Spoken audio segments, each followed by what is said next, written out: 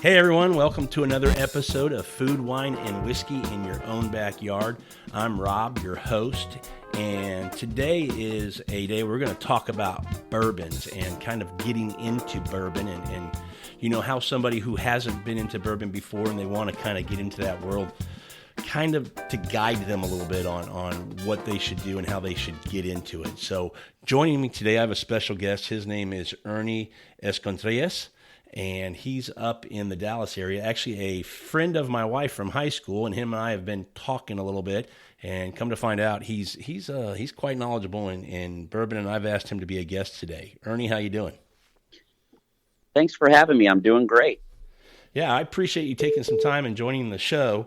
This is something that I think is going to be a good show for our listeners because I have a lot of people who want to get into bourbon, but one, they're a little bit fearful. From the perspective that, you know, they go and join a bourbon group, you know, usually on Facebook or something like that. And let's be honest, you see a lot of posts of bourbon, but typically they're really good bourbons, you know, and it's probably not a place that people getting into bourbon should start. You know, it's the higher end, you know, people are proud when they find an allocated bottle, and they post a lot about that, especially this time of year. So thought it would be good to get with you and kind of dive into your knowledge of bourbon and guiding people into the world of bourbon. I'd love to. So with bourbon, one of the things that I always talk to people about is your grandpa's bourbon is not going to be your bourbon. I remember back in the day, my grandpa, he would give bourbon to me for anything. If I had a cough, he'd say, "Son, all right, take a little bit of this." And it grew from there. But my love for bourbon stems from my grandfather. But to touch on something important, you don't have to spend $500 on a bottle of bourbon to find a good one. There are plenty of what I call shelf heroes out there that you can find that you can spend $20 to $40 on and be quite satisfied. So we'll talk a little bit about that. But with anything, beauty is in the eye of the beholder. Your palate is not going to be the same as mine. You might not like barrel-proof bourbons. You might not like sour mash bourbons. You might not like single-barrel bourbons. You might not like high proof. You might like lower proof. And we'll talk about what all that means here in a little bit. But cut yourself a break when you get into bourbon, because there's always going to be someone out there that knows more than you.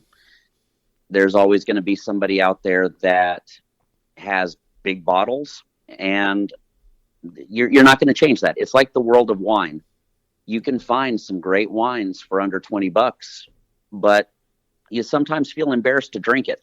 Yeah, I'm a bigger wine person than I am a bourbon person. I've been into bourbon the last couple of years, and I love it. But I'm not going to lie and say I'm more knowledgeable there. I'm more knowledgeable in wine. But you're right. Well, there's some great similarities between the two in a lot of different ways. So I think that's a great point. Well, and it stems back to the history of bourbon. When let's do this real French quick, Ernie. Royals. Not to cut you off, I apologize. You know, people are meeting you for the first time, and tell them a little bit about you and kind of how you got into bourbon and kind of over the last, you know, I think based on what you told me, the last 6 or 7 years, you've really have dove in deep. Give us a little bit of your background and your history in bourbon, how you got to where you are right now. Sure. So how did I get into bourbon? It's an interesting story. I was a wine guy previously, and I enjoyed beer quite a bit as well. But I had thyroid cancer about 6 years ago now. And when I went through treatment, it was pretty aggressive. And so the treatment was pretty aggressive. And with that treatment came an unfortunate side effect in the fact that I lost about 90% of my taste. I couldn't taste food. I couldn't taste wine, certainly. And it hit me in the gut pretty hard because I really enjoyed that. And so I just, for a while, just stopped drinking because there was no reason to. When I drink to enjoy it. I don't drink to get a buzz and things like that. So one of the pleasant side effects was I lost quite a bit of weight because I wasn't eating a lot and I wasn't drinking a lot. Yeah. But what had happened was later, about a year after my initial treatment, I got the all clear from my physician that everything looks great and you're not going to require any more treatment. So I had a little get together, and a buddy of mine brought a bottle of bourbon to the house as a celebration. It was a bottle of Blanton's. And for bourbon drinkers, Blanton's is kind of the gateway drug, if you will. Most of the bourbon drinkers that I speak to, they started off with something like that, Blanton's. And so I drank it. I hadn't had it before. And it was actually one of the first things that I was able to fully taste in almost a year. And it just made me feel great because I could taste something. I thought this was incredible. And so I started getting into Blanton's, and I started researching that and started getting in. Taste something, you meant you could distinguish the different flavors you were picking up. I mean, your senses were getting all the different things that were in that Blanton. Absolutely. Yeah. Absolutely. And for the first time in almost a year, I had tasted caramel. And that is one of my favorite flavors in the whole wide world, and I hadn't tasted it in almost a year. You had to be getting giddy, man. That had to make you really excited. Oh, I was excited. And so with that excitement came more exploration, and it truly was a gateway drug for me because I started researching it and tasting other bourbons just because I wanted to actually taste something. And the sweetness of the corn, the sweetness of the mash bill, I could actually start to taste that again. So it was a great moment for me. That's awesome.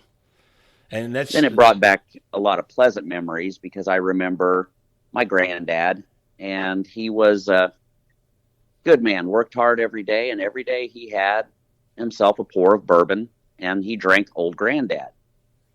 Yeah. And I remember that, and I can still close my eyes and smell that.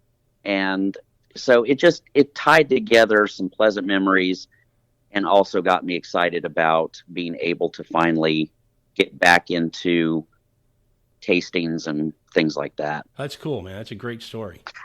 So, I mean, but you didn't just start dabbling in bourbon. You dove in pretty hard. I mean, when you say you started exploring and researching and finding things, I mean, you are in just a few conversations I've had with you, it's clear to me you're a wealth of knowledge when it comes to bourbon. I mean, you've really taken it up as it's a hobby, but man, it's a serious hobby for you. It is, but bourbon is the great equalizer. What I mean by that is I can be blue collar, I can be white collar, I can be no collar, and bourbon treats you the same. Yeah. And people can taste it, and people can glean their own information from it. So the friendships that I've established with bourbon, to me, is part of it. There's a couple things that we talk about when we talk about bourbon. One thing is bourbon karma. And what is bourbon karma? You put good out, you get good back. So when I meet with my friends, we always share. And if I have a bottle that is $1,000, let's say, I have no problem cracking that open for them because we share. Yep. And bourbon is made for sharing. Yeah, with our group, we are exactly the same way. That's with my whole food, wine, and whiskey, that's the whole premise of it, is that those three things are what, it's about bringing people together to enjoy and, those things, but also the company of each other. So you're exactly right. Well, and bourbon is also entrenched in the American spirit. It's a homegrown spirit. It's been around for as long as the country's been around. In fact, George Washington, George seems like he's a guy that wanted to party. He had hemp farms, and it's a little known fact that he actually had a distillery. Yeah, I never knew that.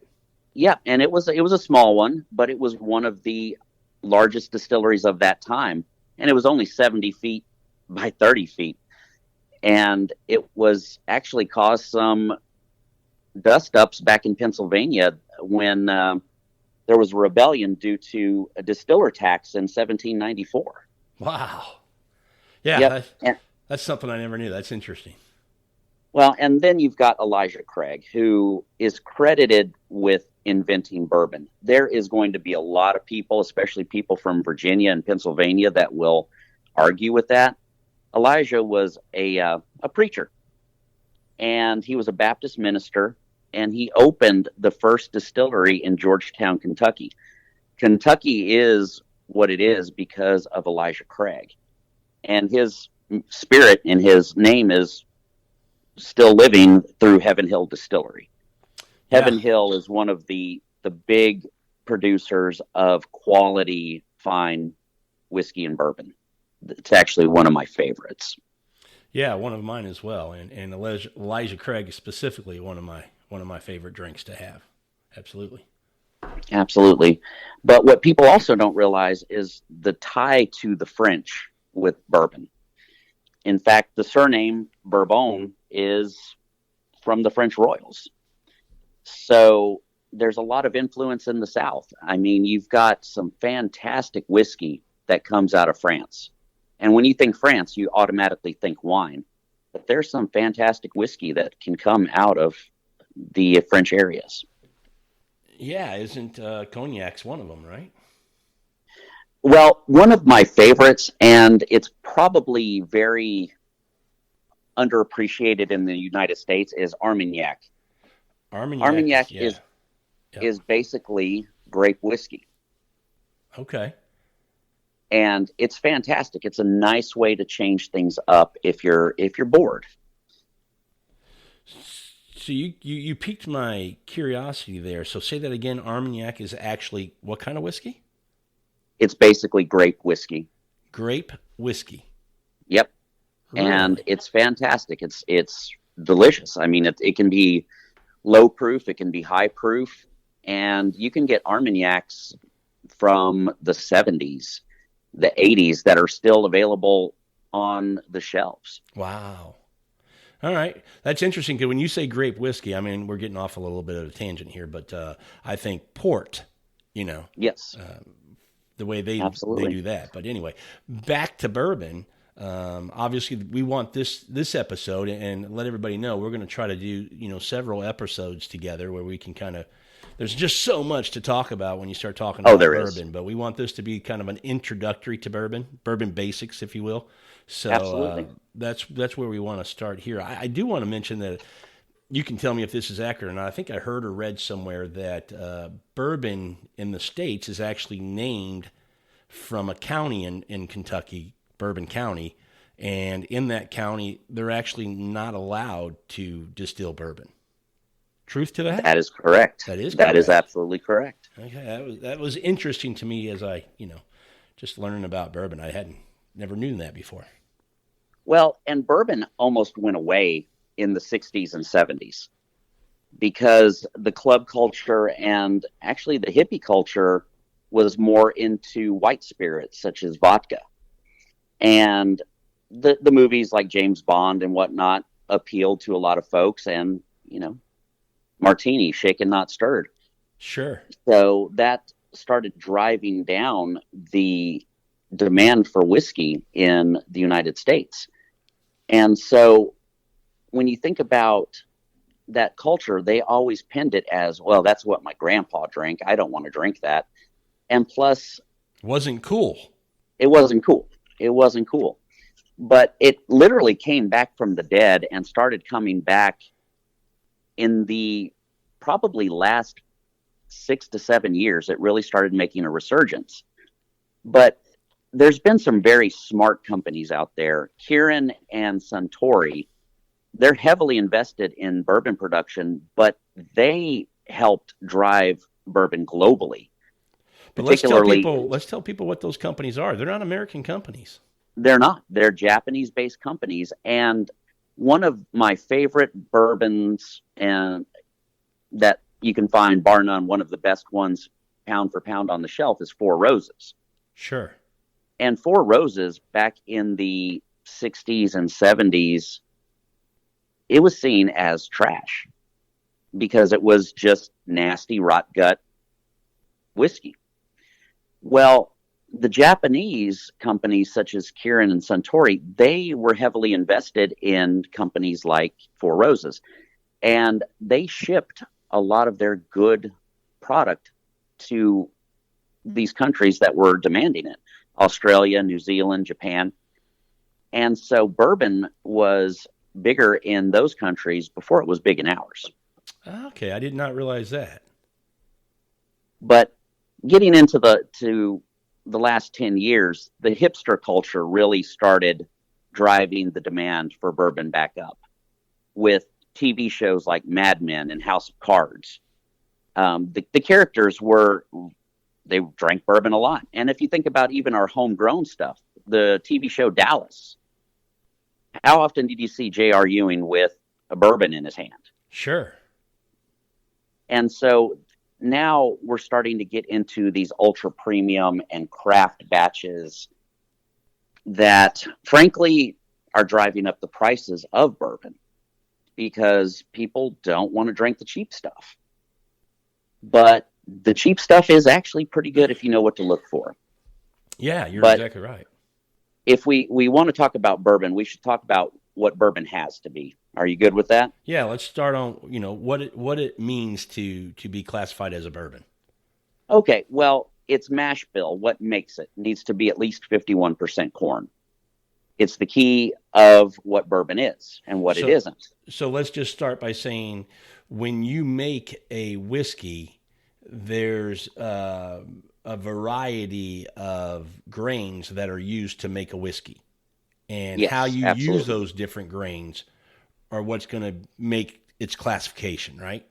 Right. It's mash bill, if you will. So that's the recipe. That's the mash bill. That's correct. All right. And it must be aged in new charred oak barrels. Unlike Scotch, which primarily uses ex-bourbon barrels, ex-sherry barrels to age their stuff, bourbon must be aged in barrels that have never previously been used. Okay. So you can have finished whiskey, but it's not going to be bourbon. So finished whiskey is whiskey that's going to maybe be put in a wine barrel or a port barrel, something like that. Okay. And it can't be distilled at more than 160 proof, and it enters the barrel at 125 proof. And to be bourbon, it's a minimum of 80 proof.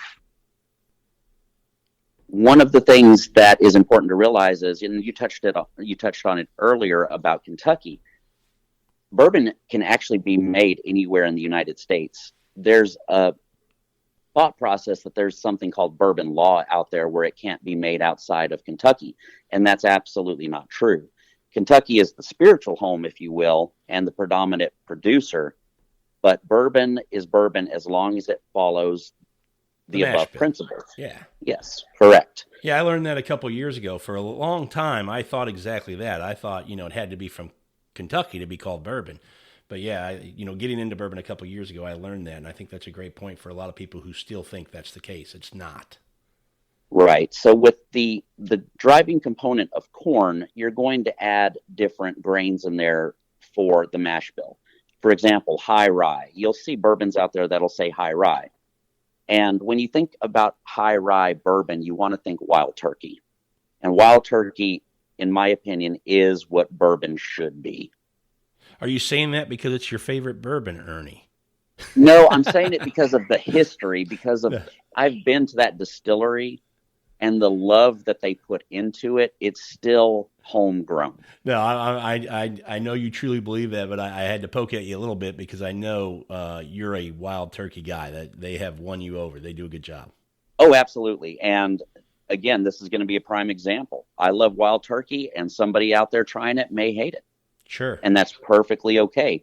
Because with high rye mash bills, bourbon is spicier, bolder, and consists of about 20% or more rye. Okay. In addition, you're going to have corn, malted barley, the typical filling for the rest. Okay. So it still has to have that 51% corn to be a bourbon, but it's just going to have 20% more rye, which is going to give it that high rye that you're talking about. And that bold, bold bold flavor. And that bold flavor is good for me, but it might not be good for someone else. I saw on the page the other day, somebody had tried Rare Breed, and Rare Breed is probably one of my favorite daily drinkers, and they felt it was awful. And so that's where the bourbon snob kind of comes out of you, because you're thinking, well, I love that. How could you not like that? Sure. Well, I can tell you why, because it's bold, because it's spicy, and if your palate isn't prepared for that or structured towards that, you're not going to like it. So I always say, one of my terms that I use with new bourbonites, I tell them everybody eventually comes home to Wild Turkey, because what I've seen with people that I've taken, an interest in, as far as showing them different bourbons and doing tastings and stuff with them, I start off with Wild Turkey, and you see their face kind of cringes up, and they're like, what am I doing, basically?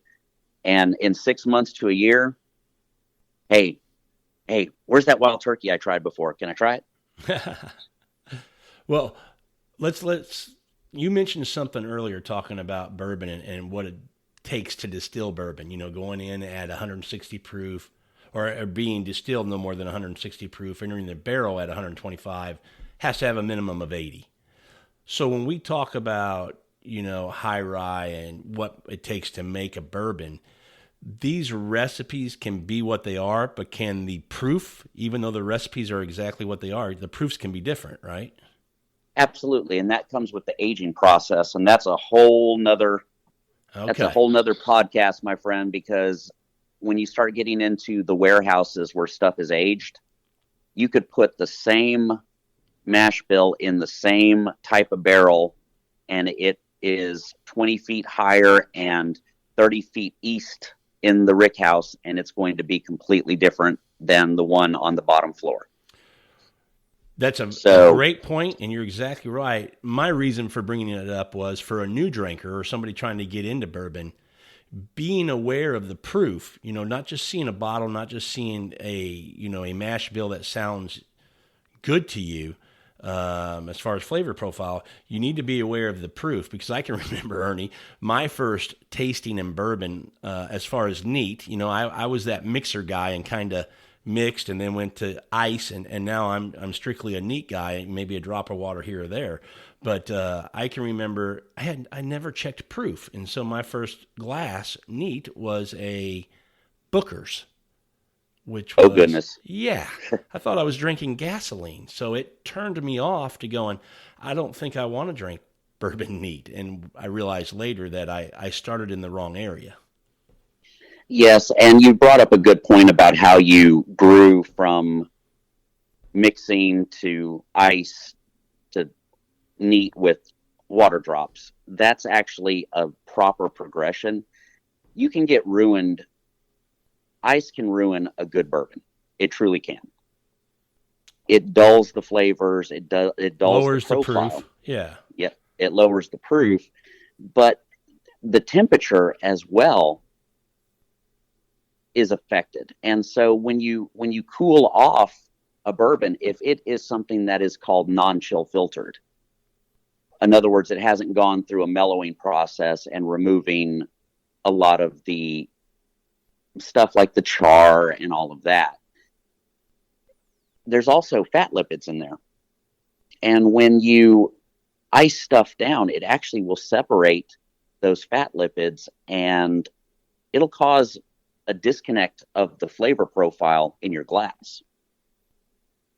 That's interesting. Didn't know that. Yep. So that's another reason why you don't refrigerate your bourbon. Right. And I've seen people do that, and it's perfectly fine. I mean, I'm saying don't use ice. If you want to drink it with that ice, I've seen people drink Pappy on ice. And you know what? It's your bottle, your choice. Truly is. But if you're wanting to get the true flavors out of it, you need to try it in its native form. Yeah, that makes sense. I would agree with that. But I also agree what you said earlier, that the way I started in bourbon, I thought that was the right way, and I would suggest that way to others. If you need to mix, and then you want to go to, putting a little ice in there, I think your point would be understand the bourbon that you're putting ice in, because Yes, there's absolutely. qualities of bourbon. If you're going to put ice in something, make sure it's not something you're paying $100+ for that bottle. Absolutely.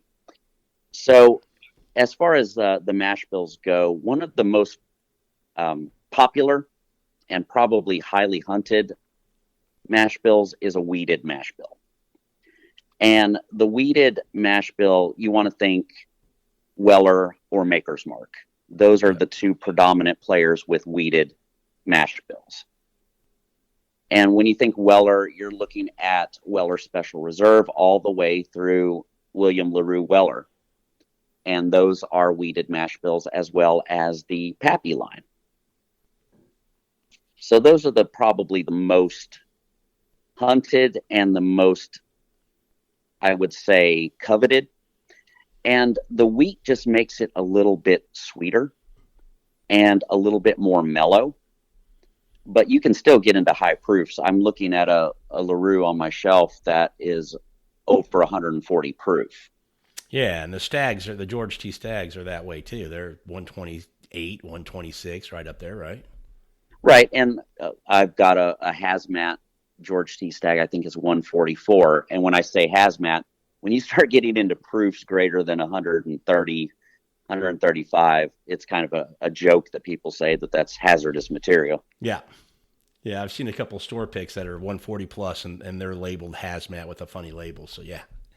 Yep. And then when you're looking at the shelves, you'll see straight bourbon whiskey. And to be straight bourbon whiskey, it has to be a minimum of 2 years. And it can include coloring, flavor, or other spirits. So, in other words, when you look at something that says it's blended, likely it has some white spirit in it to dilute it. Is that right? Okay, I never knew that. Yes. It's a dirty little secret, but a lot of the blended whiskeys are diluted with vodka or white spirits, if you will. I did not know that. That's interesting. When they blend that, it has to be a small enough amount that, how does that affect it, the taste wise, the profile? Well, that's where you kind of get that hot bourbon. Okay. That you just drink it and it's like, wow, that's just hot, and it's only 86 proof. Why am I tasting so much ethanol? Okay, I've had that happen, and I've wondered why it tastes so hot. That's okay. Now I have an explanation. So when we start thinking about bourbon, how do we find a shelf hero? One of the things I encourage people to look for is bourbon that is bonded, or called bottled and bond. Bottled and bond bourbon whiskey is bottled at 100 proof, so it's right in that sweet spot. It's not low proof, it's not high proof, it's just right on that edge. And it has to be aged a minimum of 4 years, so you have a little bit more oak profile, leather profile, a little bit richer flavor to your bourbon. And it must be made by one distiller at one distillery in 1 year-long season. So in other words, it has to be made on site. This is overlooked and a perfect place to stretch your dollar. It really is. And so I can go get an old granddad bottled and bond for less than $30 for a liter. For a liter? For a liter, absolutely. And you're also looking at things like Old Overholt for rye whiskey, bottled and bond. Very good stuff. Yeah, one I like him is the McKenna.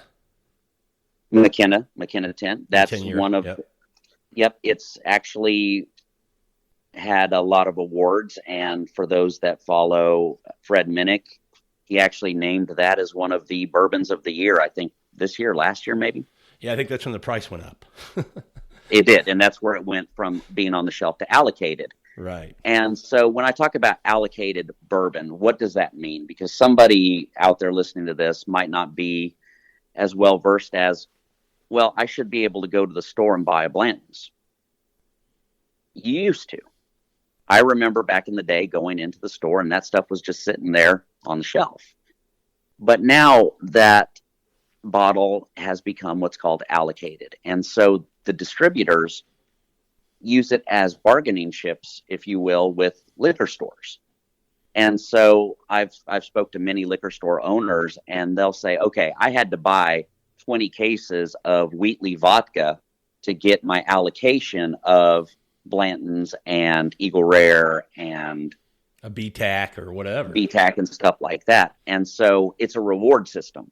So at the end of the year, when they start releasing the Buffalo Antique Collection with the, the William LaRue Wellers and the Thomas Handys and stuff like that, the stores that bought the trash get the rewards. Yep. And it sucks that it's that way, but it's that way. It is. And it's making things uncomfortable because the liquor stores actually will play games. They'll go in and say, you'll go in, and if they don't know you, the odds are real good they're not going to sell you a bottle that's allocated, even though they might have it sitting behind the shelf. That's because it's never put on the shelf, and I don't blame them for not putting it on the shelf. I think you see two different types of store owners when it comes to local mom and pop liquor stores. You see the person that keeps it behind the shelf or in the back room, and customers who are regular customers that buy on a regular basis, they tend to support those guys and say, hey, you've supported us all year. I've got a couple bottles in. I'll let you pick one. And you get something exactly good. And then you see the other guy who is, hey, I had to play the game with the distributor to get these bottles. So retail is, on a Blanton's $59. I'm going to sell it at $150 because I got to make up for all the crud I had to buy. Right. And plus, they'll get it because there'll be somebody out there that will pay that. That's exactly right. So when we're talking those shelf heroes, I don't want people getting into bourbon to start chasing big bottles. I really don't. Explore what's on the shelf. Don't be afraid to buy the pints as well and the half pints if you want to try something. I know Elijah Craig comes in a pint. Yep. Why not? Why not? I know Garrison Brothers, a Texas whiskey that's pretty well known out this direction, comes in they call it a boot flask. It's a 375 milliliter. So it's definitely a good way to get into it. Also, don't be afraid to go to a restaurant, such as in our area, our motherland of bourbon is a restaurant called Union Bear. Okay. They have everything from the low end Wild Turkey 101 all the way to hand selected barrels that they have chosen themselves to Heaven Hill 27 and Pappy. Right. So it's definitely a good way to go out there if you don't want to spend a ton of money. Yeah, and I would say that, when you look at shelf heroes, when you're talking about spending, what would you say, Ernie, $25 to $35 for really good bottles? I would say under $40. Yeah, under 40. To me, you can't go too wrong if you get some feedback from people who are bourbon people just to buy those bottles and understanding the mash bill and what you're getting and make sure it's a flavor profile that you think you will like. But to your point about restaurants, I would agree, especially when you say, hey, I've kind of been in bourbon for a few months now and I want to try to get a nicer bottle. Then I would always suggest, going to a restaurant, getting a pour, trying it there before you go drop, big money on a bottle of bourbon that maybe you get home and go, oops, don't really like this. Absolutely. And don't start off with something called cask strength. And you alluded to that earlier. Yeah. Cask strength or barrel proof whiskeys, they're not diluted with water. So what you get is what you get. They're straight from the cask to your glass. And they can be upwards of 140 plus proof. Yeah. They are strong bourbons. Those you grow into it. You're exactly right. Don't start there. That was my reason for bringing up the proofs earlier, because I think, a simple way for people to kind of look at a bottle that they might be interested in is just to check the proof, because there's different Elijah Craigs, there's different Four Roses. You don't just go pick up any Four Roses, because we're saying that's a good bottle of bourbon. You need to look at what it is, because there's going to be 4 or 5 on the shelf, and understanding that proof is going to be important when you're starting in bourbon. And that's absolutely true. And also, when you start thinking about bourbons on the shelf, when you go to, and I'm not picking on them, but let's take, for example, a store like Total Wine. You'll see pictures of one of the workers, with a thumbs up saying that this is pick. Yeah. This is his favorite, right? Well, they get allocated bourbon and stuff from selling stuff like that.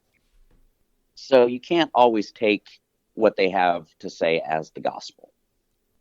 So what I do encourage you to do is every one of those bourbons that are store selects or picked by Todd, well, Todd has an open bottle of it that you can try it in the store. Yep. So try it before you buy it. I highly encourage it, because Total Wine's been tricky lately. They've been putting stuff on what they call the allocation desk. Things like, I don't know, Chestnut Hill Farms or something like that, where, they get 100 cases of it, but they put it on the allocated desk, and people are like, well, if this is sitting on the desk, it must be good. Yeah, people who don't know. Exactly. Correct. And so that gets us into another subject, which is non-distiller producer, and that is something called sourced. MPG. You can buy someone else's. Yes, you can buy somebody else's bourbon and put your label on it and charge twice as much. So these craft distilleries that you see popping up, a lot of those companies get their whiskey or their barrels from a place called MGP. MGP is a giant conglomerate of a whiskey producer that is in Indiana. Believe it or not. Yeah, but, but they grow great corn in Indiana. So there you go. Absolutely. And so you've got this large producer, and they source out barrels to it used to be some huge names out there, like Michter's used to get their bottles, their barrels from MGP. A lot of coveted bottles like Willet, Old Scout, things like that. Those were MGP sourced bourbons. And they're still good. And they're great. Yeah. But you might find a shelf hero that is distilled in Indiana, and it's just as good and a third of the price. Yeah, you're exactly right. And I think what I've noticed is, you're starting to see a lot of distilleries, to your point earlier, that bourbon doesn't have to be distilled just in Kentucky. You're seeing distilleries here in Texas. Texas is a prime example. Tons of them popping up, different distilleries. Yes. Colorado has them. As far west as Oregon, I know of a couple out there that put out some pretty decent juice. They're sourcing a lot of their stuff, though. I mean, Garrison Brothers is starting to do their own. That's what I was going to say. They've sourced for a while, though, a lot of these distilleries from a distillery, Dickel. Yeah, a lot of you'll hear that, and then also from MGP. But they kind of almost have to, don't they? From a cost standpoint, when you talk about capital to get up and running, the time it takes for your stuff to sit in the barrel, if you want to get something in the glass to starting to get some revenue generated, you almost have to source a little bit when you start off as a small distillery. Would you agree with that? I would, but I also don't want to pick on them, but I'm going to pick on them. Okay. Barrel Craft. All right. Barrel Craft spirits. Their bottles are anywhere from $60 to $100 a bottle. Yeah. And they're good. But they are a hodgepodge of a blend of Tennessee whiskey, MGP whiskey, and Kentucky whiskey. And depending on where they sourced it, that's where the flavor profile is. I could go and buy a 13-year barrel craft and pay $89 for it, let's just say. But I could also go to the store down the street and buy a blue label bottled and bond George Dickel, and it tastes almost exactly the same, but I paid $30 for it. Yeah, big difference. Huge difference. Yeah. And you mentioned, gosh, the one here that's the Cowboy comes from there. What's the distillery here? Garrison Brothers. Sorry. Garrison Brothers. I like some of their juice that they put out. I just think it's way overpriced for what I'm getting. There's other things I could buy at a much lower price point that I would like just as well. So I don't. Oh, I would agree with you 100%. Yeah, but they're very proud. The people that know me know my opinion of Garrison Brothers. But it's all about bourbon love, and I've gone to the distillery, and yeah, I've been as well. The ironic thing is I ended up drinking with the bartenders out there, and we drank Russell's Reserve. Is that and right? Not Garrison Brothers. Wow. Absolutely. But they put out a good product. For me, people who love it and are willing to pay for it, and, it's all about perception. If you think it's a good value for what they're asking you to pay for that bottle, keep buying it if you're happy with it. I'm not trying to say don't. Oh, I'm absolutely. just saying, in my opinion, it's overpriced for what I want to pay for that juice. Absolutely. And for me, it's definitely something that I'll pass on. But there's people, if they love it, go for it. I have no problem with it. Now, I'll try it again. I never just say, oh, it's dead to me, because eventually they're going to hopefully put out something great. Yeah, at a price point that you think is fair. Absolutely. But to your point in general, I'll tell you, as a new bourbon drinker, your palate develops. It changes. I can remember buying a bottle of something to your point, I bought something that without really knowing a lot about it, took a glass of it and went, okay, I don't like that, and put it back in the bar, and over a period of maybe a year and drinking on a more regular basis, seeing people post about what I didn't like, how much they liked it, and going, you know what, I need to give this another try. Let me try this again. And then tasting it for the second time going, well, that's weird. Now I really like this, not just a little bit. I really like it. So it's funny how your palate evolves and it changes as you continue to dive into the world of bourbon and try different things. Absolutely. And we talked about bottled and bond being a good value and a nice starting point. Another great starting point, look for things called single barrels. And single barrel bourbons are usually things like store selects, but even something that you can find virtually in any liquor store. You've got Russell's Reserve Red Label. That's a single barrel. Right. And what that means is it's a batch from one single barrel. Knob Creek does some great single barrels. Okay. I need to try a Knob Creek. I've never had a Knob Creek, Ernie. You're missing out. Yeah. You're missing out because Knob Creek is quality, and it's readily available, and it's a very common what's called a store pick. So That's another way to get a good quality bourbon is to buy what's called a store selection or a store pick. And with a store pick, I've done with friends of mine and for different bourbon groups and restaurants what's called barrel selections, where they'll send you samples of 5-6 different bourbons sampled from one particular barrel. And you can taste them and say, okay, I liked barrel B or I liked barrel C, and go from there. And then that will be bottled for you and distributed through the proper chain. Yeah. We've done some of those. They call them, the picks. And a lot of the smaller stores, at least here in Houston, I'm guessing it's the same up there in Dallas, Ernie. A lot of the local stores try to get, a group of guys or gals that like bourbon to kind of be on their pick team, if you will. And those are the people. So if you find a store that has a similar profile to what you like, I agree. And I can't go wrong with any store pick I've gotten. I think that those are kind of what I chase now when I go, especially a Four Roses store pick. I've had a couple of those here recently down here in this market that were just fantastic. You're talking my love language with Four Roses. I'm a big fan of Four Roses and the 10 recipe system that they have. But that, again, is going to be another podcast, Yeah, because that's that's a a lot of whole bunny information. trail. Yeah. So you're right, though. I think anytime a new bourbon buyer goes into a store and there is a store pick, it's worth picking it up. Absolutely. But let me ask you this. Does that stay true when we talk about Total Wine, when we talk about Specs or Bevmo or big stores like that? It's all in the eye of the beholder, honestly, because with Total Wine, I know this because I've I've had the personal experience. I'll just call him Todd. Let's just say Todd. I was perusing the bourbon section, and Todd came up and said, "Hey, are you going to try my barrel select?"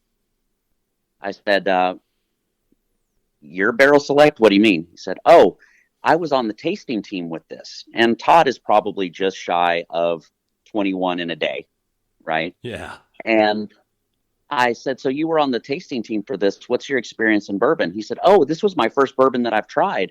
We did it at a company party." Yeah. That's funny. And so, but it comes down to my palate, although I think it's pretty good. People might not agree with it. And I've done some store selections where entry level bourbon drinkers thought it was horrible. Sure. And it hurts your feelings a little bit, but that's okay, because eventually they're gonna hopefully see it your way, but maybe not. But yeah, I just say they're missing out, and it's another bottle I can buy. yeah, absolutely.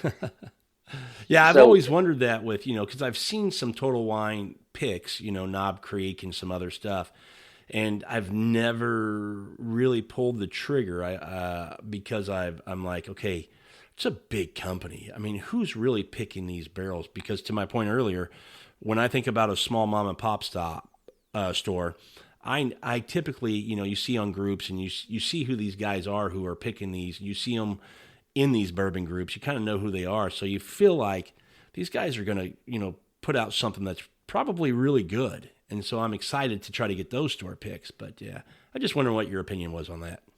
Well, there's some good ones out there. Like with Total Wine, some of those have never been sampled by a Total Wine employee. They weren't picked by them. They're called master distiller picks. And you can ask if it's one of those when you pick it up. Okay, that's a good point. If you see a Knob Creek at Total Wine, ask them, is this a master distiller pick? And if they don't know, dig deeper into it with the manager, because they'll know. Okay. And so with those, that is where, let's say, Bruce Russell of Wild Turkey, he samples 10 different barrels and he thinks that they're great. They get a Total Wine sticker slapped on them, and those are going to be earmarked for Total Wine. I'm going to trust Bruce Russell every time. Sure. Absolutely. And you're going to get a quality product. And again, I come back to Wild Turkey. They put some really quality product out there because they're still very tightly controlled by the Russell family. Right. Yeah. So that's out there, but definitely store picks, you can't generally go wrong. There's some bad store picks out there, don't get me wrong, but as a rule, you're going to get good quality. Well, let me hit you up on another one of my favorites to drink, which is a sour mash. And oh boy, took me a while to understand exactly what this is as far as the process of making this, but tell everybody what that is.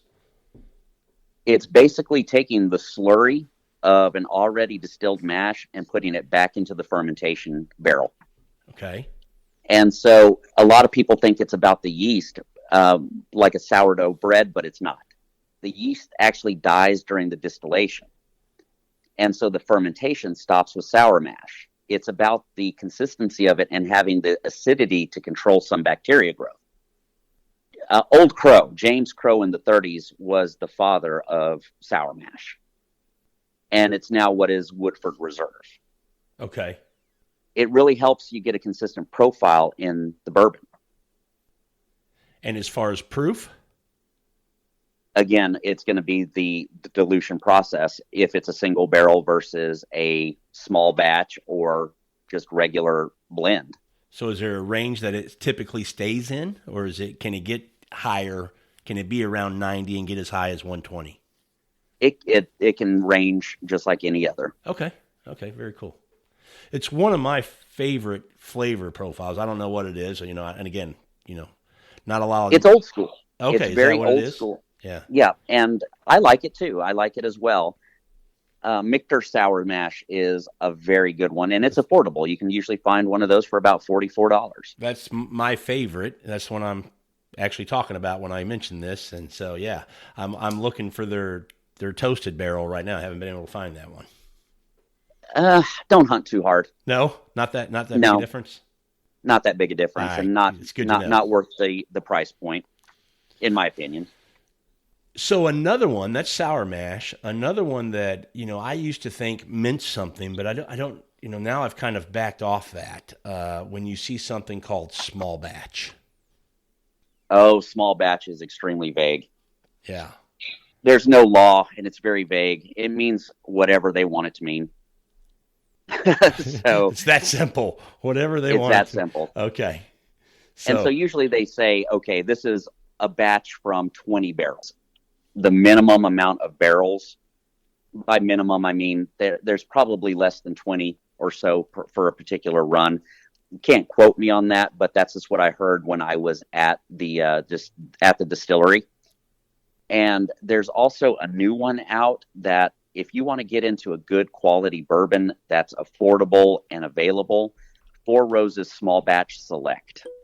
Yeah, I've heard a lot. I haven't had that one yet, but I've heard a lot of people say some good things about it.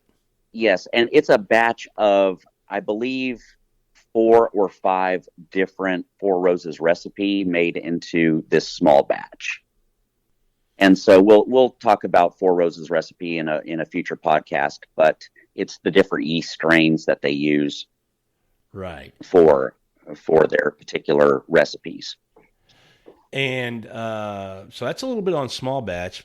One of my other favorites that I've gotten into, and I got in trouble, my hand smacked, if you will, on some of my bourbon groups when I would post a picture and say I'm drinking this tonight, and it's a rye whiskey, and I would say I'm having this bourbon, and they'd be like, "Yeah, it's not a bourbon." No, it's not. Rye is its own little chunk of heaven, if you will. Yeah, I think it's a chunk of heaven. It's become very, very well. At least I think I've seen in the last probably 2 years, it's become very, very popular. I've actually heard a rumor, Ernie, and you can tell me if you've heard this. In a couple of months, Four Roses is supposed to be putting out a rye. Hush your mouth, because the more people that know that, the more people are going to buy it, and then I won't be able to find it. Is that a place we should edit? Well, maybe so. But the real draw with rye whiskey is it's so complex in its flavors. And the rye sweetness in the mash bill has to be at least 51% rye to be considered a rye. And it can be either corn or barley after that. A lot of people start off with bullet rye, and it's like, I believe, 95% rye. Wow, that's a lot. And yeah. So, I mean, it's pretty complex, though, but it can be extremely hot. So let's take, for example, a classic drink, an old fashioned. And I know you're going to get into that, but we keep saying the term hot. I know what that means, but for somebody who's going to drink, when we tell them it's going to be hot to you, what do you mean by that? Ethanol burn. On your palate. And so on your palate, and mostly in your nose, because we'll talk about tastings here. Your nose is the gateway to a good bourbon tasting. Yeah. So hot means it's just gonna. It's exactly what it says. It's gonna burn a little. You're gonna have that burning sensation. And when you think about a hot bourbon, think about taking a handful of Red Hots and cramming them in your mouth. Yeah, that's a good analogy. Yeah. And so after that, you're just not going to taste anything. Yeah. And that's where the growth of things like Tennessee whiskey, which the song "You're as Smooth as Tennessee Whiskey." Yeah. Well, they smooth it out by doing what's called charcoal filtering, the Lincoln Road process.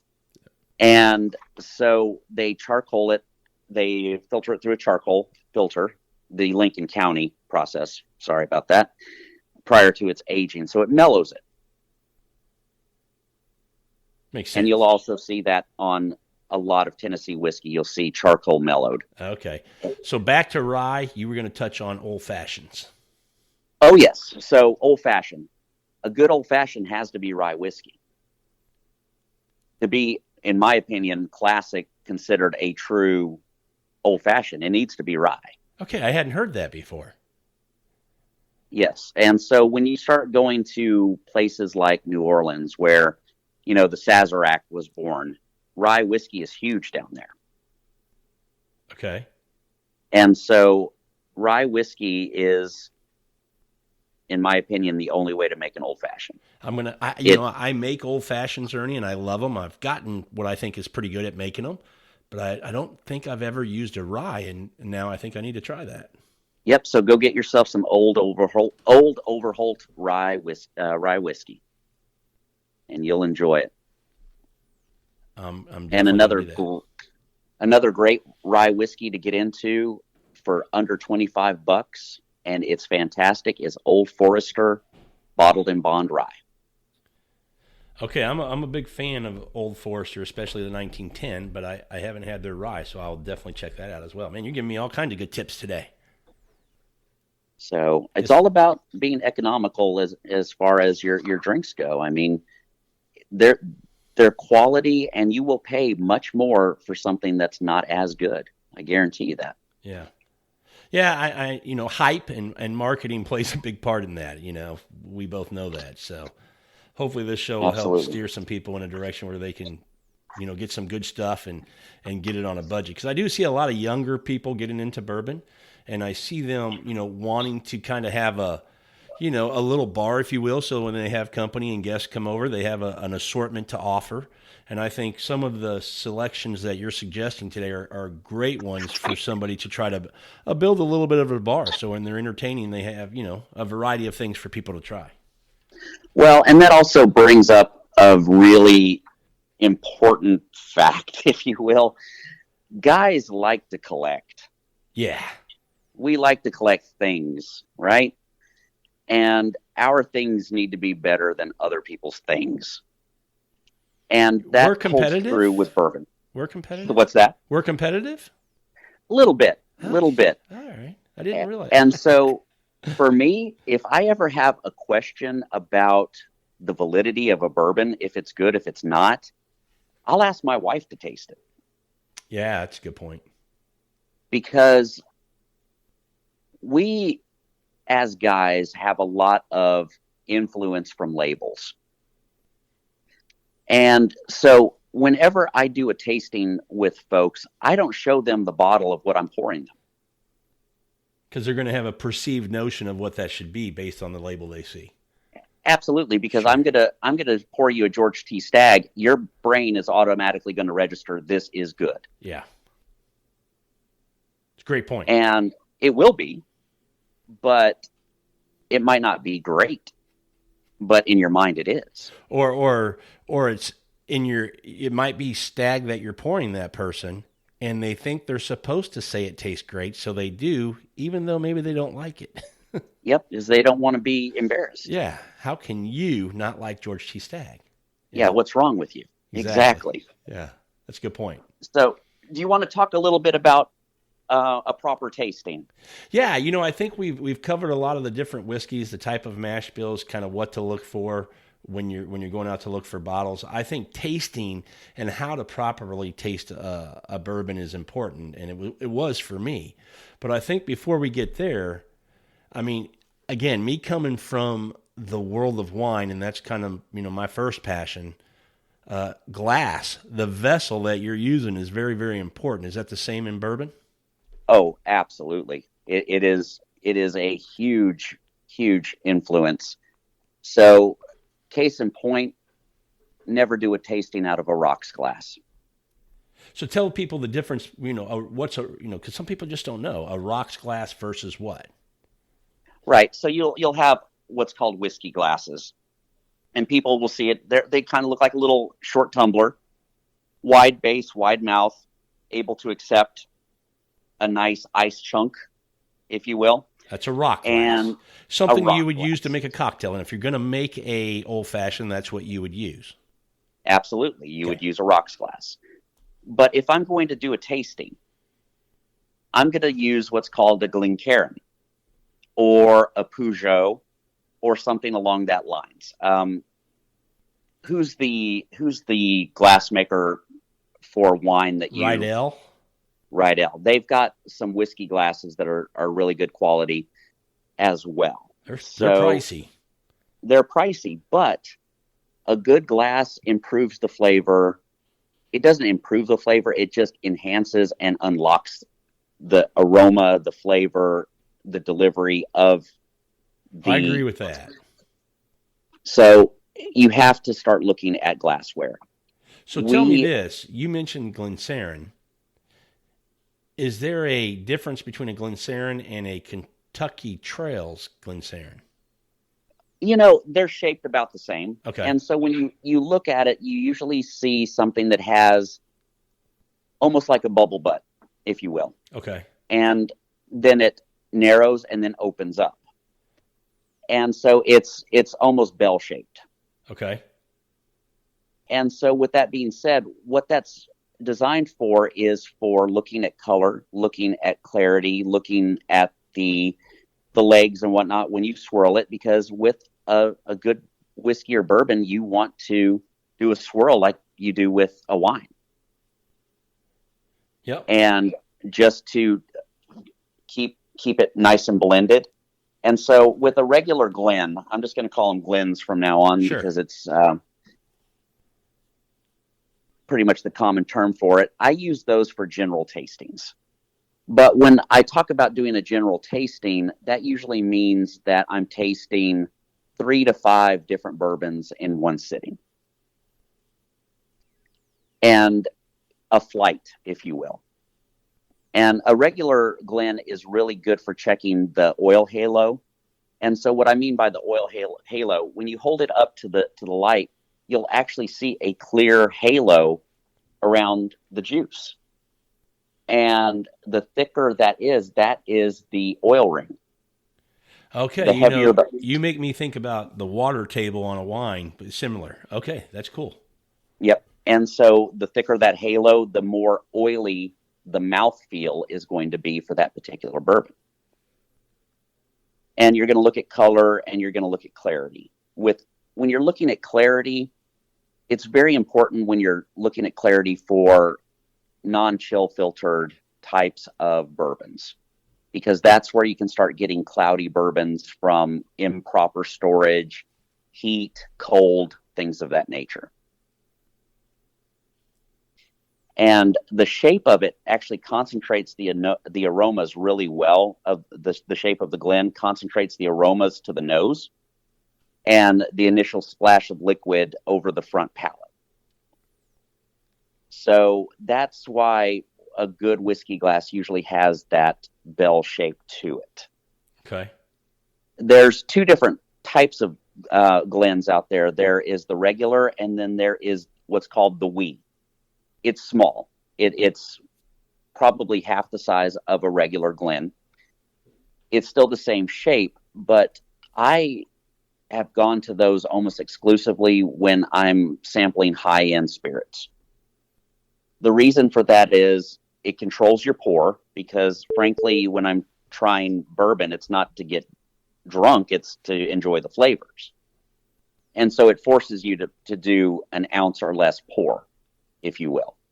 Right. That's a great point. It concentrates the aromas very compact right into your nose. And when I nose a bourbon, to me, it's the most important part of the tasting. So we'll get into that a little bit more, but I agree with you. Yep. And so also with the Glens, you can get what's called a ginger jar lid. And it's if you're going to be doing a tasting and you've poured everything out, but you don't want those aromas and the ethanol to burn off, you can actually put a lid on your Glen until you get to it. I use those quite a bit. Okay, that's a good point too. Absolutely. So for a Glen, you're looking at $10 for a single. You can get them on Amazon for cheaper than that. And then the lid is about $5. Those are harder to come by, and it usually takes you having to order them directly from the Glen website. Okay. So for $15 to $20, you've got a quality tasting glass, Which you need to have. And when I open up my cabinet right now, I've probably got 30 different glasses in there because I like the different shapes. I like to experiment. And so this is just one of those things where I never want to rinse a glass during a tasting to pour something else in. Right. And I think you and I talked about this, or I made a post about it. I actually let my glasses dry out after a tasting. Yeah, I was going to mention that. I thought that was a fantastic point, but go ahead, because I did it and it was like, wow. Go ahead. Right, because you could smell aromas that you could not smell when it was in its liquid form. And what you're smelling there are the oils and sediment that have settled to the bottom of the glass. And that's where you're going to start getting your deeper base flavors, your base tones, if you will, the anise flavors, the deep chocolates, the red fruit, the deeper sugary flavors. And you can smell that after the glass has dried out. Yeah, I'd never thought about that. When you mentioned that to me, I actually tried it that same night, and I was blown away. And I actually had Sandra, who's, my wife, not a bourbon drinker at all, but I had her, put her nose in it after, and she was like, holy cow, you can get all the different flavors. And I was like, yeah, it's really amazing. Yeah, and I'd like to take, responsibility for that and think that it was mine, but it was actually a good friend of mine, Tanner, who's the managing director of Union Bear, said, boy, try this. And it changed the way that I did my tastings. It truly did. Yeah, makes a big difference. It really does. Well, and that's another thing. Don't be afraid to take advice from people that know more than you, because there's always going to be someone that knows a lot more about things than you do. And I learn every day. I've got my Jedi council that I consult when I'm buying things, because I know that they're not going to steer me wrong. Right. Well, and you made a point earlier too about, you like to try different glasses just to see how the bourbon changes in, a regular glass or even a Canadian whiskey glass, if you will. Or I use those sometimes. I mean, I like to experiment as well, and I think you should do that. Play around with it. I think you should. Drink it without a drop of water. Then, pour a little more and put a drop in, let it sit for about 3 or 4 minutes and see how it changes, the bourbon. It does change the bourbon. So, play with those things. Absolutely. Experiment. Absolutely. And so for me, my go-to glass when I'm drinking, let's say a 25-year Elijah Craig or something along that line, Pappy 23, I'm going to use my Peugeot glass. And it's the same company that made the car. They also have, other subsidiaries, and they make a fine whiskey glass. And it's got a really large base to it. It's spread out, which kind of helps dissipate the ethanol vapors by spreading them out. And then it narrows to the top for that good concentration of your vapors. Okay. So I like that glass quite a bit. It's a little pricey. You can find them at some of the higher end liquor stores. You can find them on Amazon. You're looking at maybe $30 to $40 for the glass, but it's well worth it. Wow. Okay. Yeah, I'm actually looking at one. I pulled it up because I don't think I'd ever heard of that one. And it's got, if I'm looking at it right, Ernie, it's got that big wide base. It does. And it's got like a hump in the middle of it. That's exactly what I was going to mention next. Okay, I'd never seen one of those. That's pretty cool. Yep. And for that one, you fill it up right to that little edge where it starts to make the curve of the glass. Yep. And it's a fantastic glass. It's So one of my favorites. if I think about a wine decanter, it always has that bottom piece in there to help, aerate the wine and get the sulfites off and let the fruit and the body of the wine start to shine. Is that what this does the same thing for the whiskey, that bump in the bottom of the glass? Absolutely. Okay. Absolutely. And it helps with the swirl as well. That's pretty cool. Yeah, I'll be getting one of those. That looks pretty interesting. I'd be curious to try some whiskeys with that. Yes, you'll thank me for it because it definitely brings out a lot of flavors. And so that's my high-end sipper. Okay. I like that. So let's talk about, I can remember first time I started tasting something. It was the Booker's I mentioned earlier. With wine, you stick your nose in. Well, with that Booker's, I stuck my nose in and took a whiff, and that was a mistake. Yeah, because you probably didn't have to trim your nose hairs after that. Not for a while. So Yep. tell people how do you ease into putting your nose into it? Well, that's another reason to use a Glen or a Glenwee because it concentrates it. You really can't stick your whole nose in it. And so this was taught to me by a bourbon guru. When you nose your bourbon, you actually want to have your mouth open.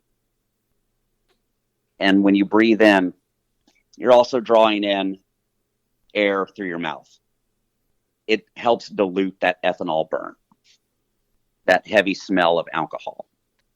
It opens up your nasal cavity where you can start to really distinguish different aromas.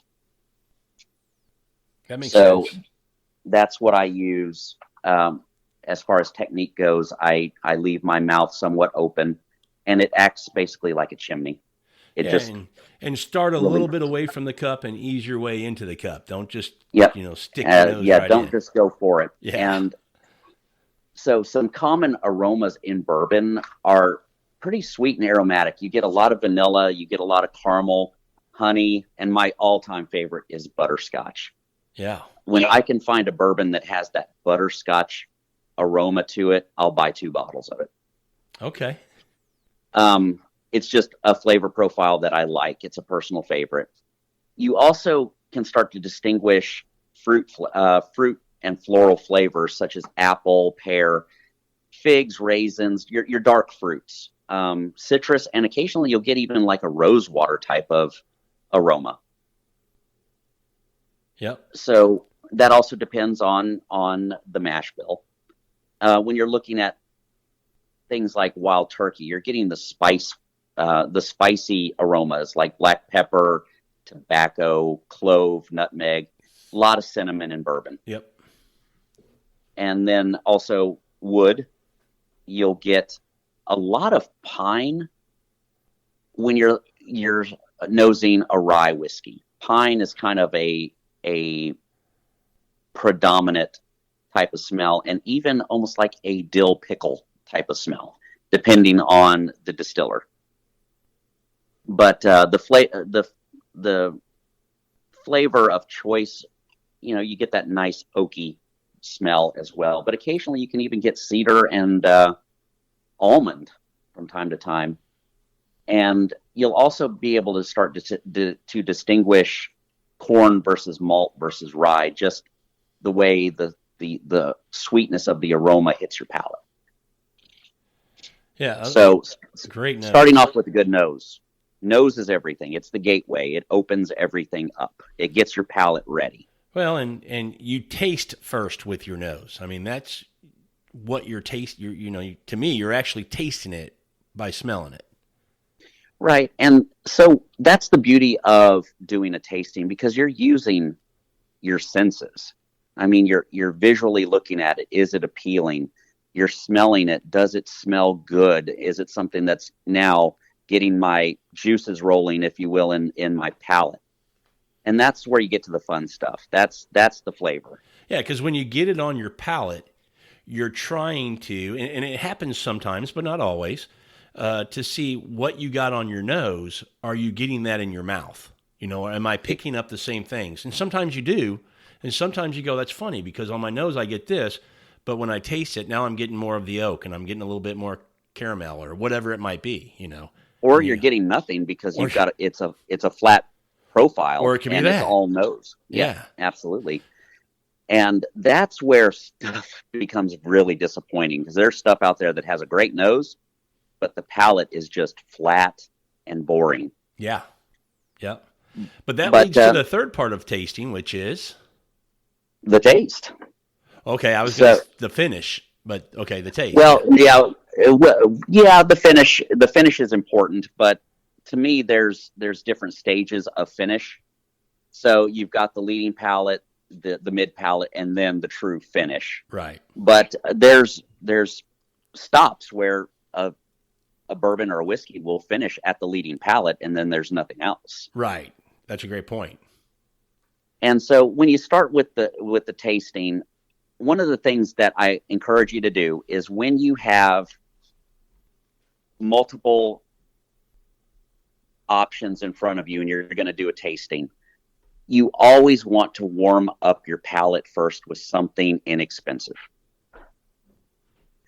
I'll give you an example. If I'm going to do, let's pick on Weller here. I'm going to do a Weller tasting. So I'm going to sample a 107 store pick, a Weller 12, a Weller Full Proof, which is the newest hot one, a Weller CYPB, and then I'm going to end with a LaRue Weller.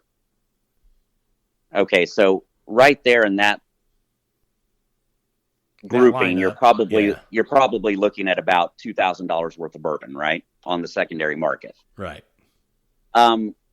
Before I do that tasting, I'm going to get a Weller Special Reserve 93 proof and do a little sip of that to get my palate prepared.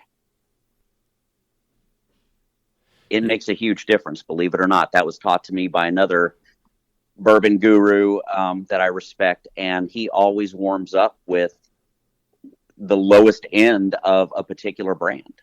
That's a great point. I think it's a really good point. I'd never thought to do that, and you'd mentioned that to me before, and I think it's something I need to do. I think you're exactly right. It's like anything else. I mean, you're not going to go play a sport without warming up. You're not going to sing without warming up your voice. So Right. If you're going to taste a bunch of bourbon and try to really be on your game, so to speak, you need to warm up your palate a little bit. Absolutely. Makes sense. And so start by taking a small sip. I've seen people actually swish their bourbon, and to me, it's not the proper way because it breaks up the components of the bourbon. It separates the oils and all of that. There's nothing wrong with it. There's people out there that do it. Fun fact, Elmer T. Lee, you've heard that name before. It's synonymous with Buffalo Trace, right? Sure. He had, before he passed away, a fantastic palate, but he really didn't drink. He was a pretty devout Baptist. And so when he did his tastings, he would actually put a few drops of the bourbon in his hand and rub his hands together and then inhale. And so that to me shows the importance of nosing a bourbon because you don't necessarily have to taste it to know what's in it. And that was the way that he ran his business. But as far as the tasting itself, if you're a swisher, okay, but I think you're losing a little bit of the components of it. But you want to ask yourself, did it hit every part of my tongue? So when I do a tasting, instead of swishing, when I take a sip, I will actually push it up to the roof of my mouth with my tongue, just to make sure that it cascades over my full tongue. And then when I swallow, then that's when I'll get the finish. Right, wrong, or indifferent, that's the way that I do it, and I like it. So I'll ask myself the question, well, what did I taste? In other words, did I taste something that was sweet, something that was more spicy? Is it more floral? Does it have fruit flavors versus these deep oak flavors? And so by doing a tasting, you'll be able to tell the age of a bourbon by the amount of oak that you taste. Really? So now, when you're doing that, most of your taste comes from your nose, though. So if you're not nosing the bourbon, your taste is not going to follow as well. Okay, that makes sense, though. Yep. Now, where I like to really delve into is what is the mouth feel, and it's exactly what it sounds like. How does it feel in? How does the liquid feel in your oral cavity? Does it feel oily? Does it feel silky? Is it hot? That's the mouth feel. So your point there is don't just put it in your mouth and, don't just open up and pour it down your throat. Let it sit in your mouth for a second. Yes, and let it just go through the stages of your taste buds. And so with mouthfeel, you're actually going to pick up texture of the bourbon. So is it creamy? Is it thin? Yeah, that's what I was. Full body. Or is it smooth? Yeah. And so when you think about thin bourbon, those are your bourbons that are usually going to be what we described earlier as hot. Right. Lots of alcohol. A lot of alcohol. It'll dissipate a lot quicker. And the creamier, thicker mouthfeel bourbons that sit and linger are the ones that you're going to get full and complete flavor profiles from usually. Okay, that makes sense. And then we get to the finish. How does the bourbon leave your mouth? Was it smooth or was it harsh? Did it linger or did it dissipate quickly? Or was it spicy versus flat? Was it complex versus just boring? I mean, there's some bourbon out there that to me is just boring. And Blanton's is actually one of them now. And it's funny because I started off with it and now I don't drink it. I keep it for company. Sure. Yeah. I think a lot of people would feel that way about Blanton's specifically, but it's still one that's chased pretty hard. It is. And it's quality. And you can start now. If I find a Blanton straight from the barrel that is 120 to 130 proof, that's a whole different animal. Sure. Absolutely. But that just shows how your palate's evolved and where you are with what you like. And it's, again, to our point earlier, there's no wrong or right answer. Absolutely. And so with me, that is stage one. You go through the tasting and go from there. Now, if I'm feeling like I really am missing something and I want to, maybe I have a barrel proof that is right on that age of obnoxious. It's 140 proof, and it's burning the back of my throat. Even though it tastes delicious, I'll add a few drops of water. If you're at 140 proof, yeah, I can see something like that. It's not going to hurt it too much. It's going to And so balance when it I do out a tasting, I actually have a medicine dropper with distilled water in it. It's a great tip. And And so that's a pro tip. You can get a medicine dropper at any pretty much Walgreens or I order mine off of Amazon because I order everything off of Amazon pretty much. But and then a good distilled water. You don't want to use water from the sink because there's just too much in there that could hamper your taste. That's a good point too. Wouldn't have thought about that.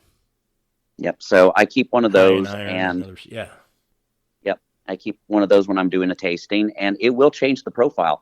It'll also open up the profile if there's a flavor profile that I just can't pin down.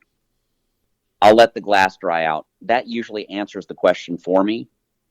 But what I've done in the past too is when that glass is dried out, I've actually added a couple drops of water to the bottom of it to kind of concentrate what's there, and then tasted it. And I'm like, oh yeah, okay, now I taste anise. I taste that licorice flavor. Sure. I thought that's what it was, but there it is. That's a great tip as well. You got some good ones, Ernie. It's fun.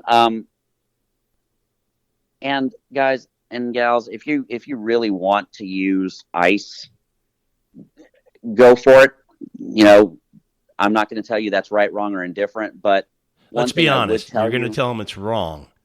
Well, no. But what you're telling them is don't stay on ice. You know, if you need to do it for a little while, every once in a while, try it without ice. Do it back your ice. Try it without ice. And you'll see that eventually you're going to get to where you like it without ice. And I have a friend to that point, Ernie, a good friend of mine. And actually, he was the one who got me started drinking whiskeys. It was more Crown Royals where I started. I'll let everybody know that. But he eventually got to where he liked it with ice.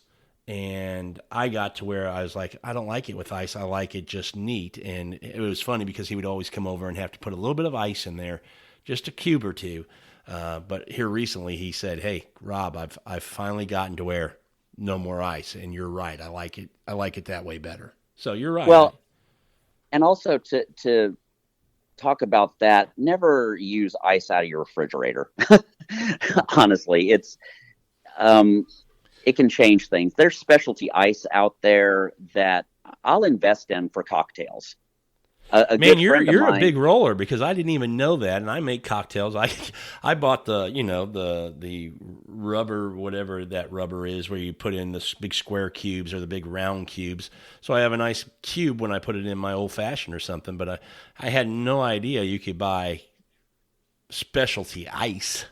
Well, yes, and there's actually freezers out there that you can buy that specifically make ice balls for your drink. I've seen that, but I thought that was more gimmicky. I didn't think they used a different water. Well, I highly encourage you to, if you use your ice molds, use distilled water. That's good. That's a good tip. I didn't think about that, but that's a good tip. But there's something called bidirectional freezing, and so these ice specialists will use filtered water. And the way the water freezes, they'll basically take the top skim off the freezing ice and cut it up into cubes. And that is that crystal clear ice that you see that you can never duplicate at home. Yeah. Yep. A friend of mine actually supplies the ice for specialty cocktails at a lot of bars. He actually has a freezer with his logo on it that he drops off. He's the Iceman. That's pretty cool. And and so you can buy them at, I think I've even seen them at Specs, where you can buy specialty ice cubes.